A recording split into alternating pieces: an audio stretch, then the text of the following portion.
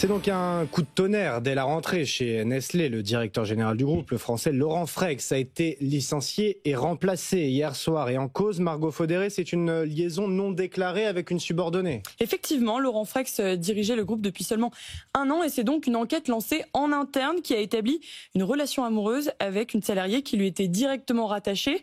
Il s'agirait d'une relation consentie, sauf que c'est tout simplement contraire aux règles de l'entreprise qui sont d'ailleurs dictées très clairement dans la charte du groupe. Nestlé ne plaisante pas avec ce genre de choses, explique un bon connaisseur du groupe.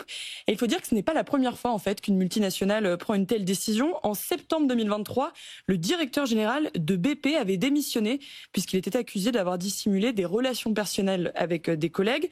Plus récemment, et vous en avez forcément entendu parler, il y a eu ce patron américain de la tech qui a démissionné après s'être fait surprendre avec sa maîtresse qui était la DRH de l'entreprise pendant un concert de Coldplay.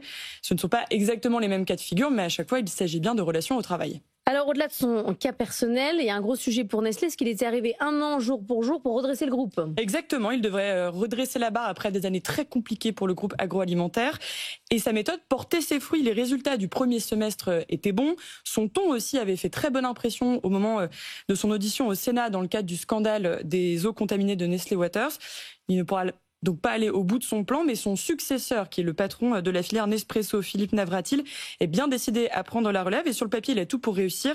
C'est un historique du groupe, il est au comité exécutif de Nestlé depuis le 1er janvier et il avait été identifié comme un des grands talents de ce groupe, selon une source.